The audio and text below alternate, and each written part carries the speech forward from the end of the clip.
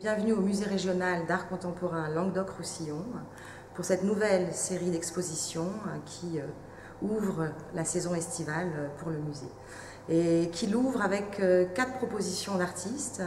qui sont à la fois très différentes mais qui en même temps ont en commun de nous proposer des œuvres mondes, c'est-à-dire des œuvres qui nous donnent accès à des univers singuliers dans lesquels nous plongent littéralement les artistes. Hicham Berrada est un jeune artiste franco-marocain qui nous présente 2 vidéos à l'entrée du musée. Et ces 2 vidéos, elles sont le résultat d'expérimentation. Et ce qui est à l'écran est réellement l'émergence d'un monde, comme une cosmogonie, qui est donc le résultat d'expérimentation chimique que l'artiste fait dans des aquariums. Quand Hicham Berrada parle de ces 2 vidéos présages, il parle réellement de peinture et qu'il travaille comme un peintre. Et lui, finalement, eh bien, à la place des pinceaux et de la gouache, ce seront ces éléments chimiques qui lui permettront l'émergence de la peinture.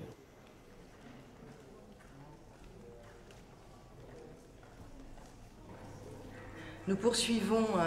notre découverte de ces expositions avec l'œuvre de Francisco Tropa, artiste portugais qu'on a pu découvrir en 2011 à la Biennale de Venise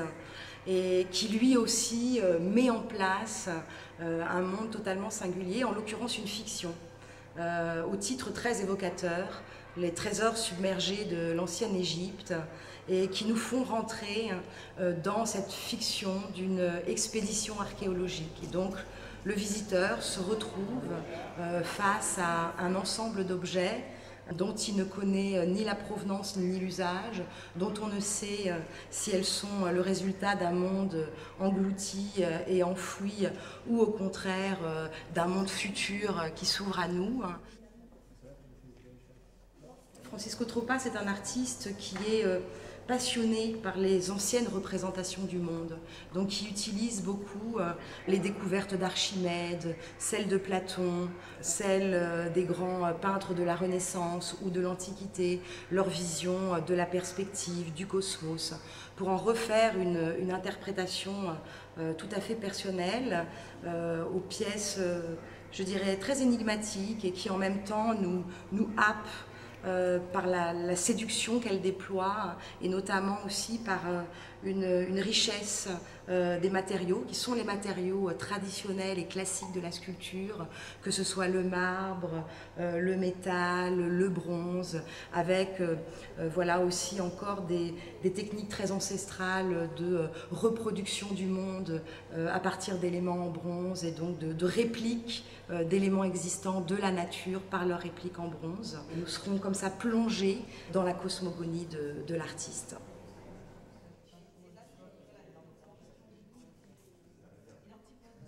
Nous poursuivons à l'étage, au cabinet d'art graphique, par une proposition très étonnante et très immersive, là aussi, d'un jeune artiste suisse, Reto Pulfer, qui a été invité par un groupe de curateurs qui réfléchissaient à la question du dessin et du rituel. Et cette chose-là est très importante dans la pratique de ce tout jeune artiste, mais qui connaît déjà une grande renommée internationale, puisque nous sommes littéralement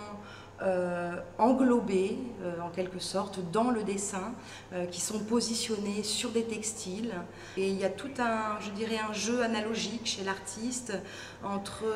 le dessin et les éléments naturels, et notamment la mer et le soleil, donc la couleur bleue qui est récurrente dans son travail, et finalement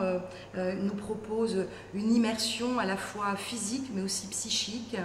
d'un univers qui serait en quelque sorte un petit peu comme les vagues de la mer, c'est-à-dire qu'est-ce qui subsiste quand la mer s'est retirée et que sur la plage, eh bien, il y a un ensemble d'éléments, de bois, de coquillages, et comment finalement nous pouvons être dans une relation d'empathie et d'intérêt pour ces éléments qui sans doute nous intéressent aussi parce qu'ils sont des références à notre enfance et à nos obsessions d'enfants. Et puis nous finissons cette visite par une installation assez magistrale de l'artiste mexicaine Mariana Castillo de Bal, et qui nous offre là une œuvre assez monumentale qui épouse complètement l'espace d'exposition et qui se situe au sol. Donc nous sommes face à un espace à la fois vide et en même temps au sol, un sol noir sur lequel est gravée une carte. Et cette carte, eh bien, c'est la première carte qui a été faite de la ville de Mexico par un Indien au XVIe siècle. Et cette carte a servi aux conquistadors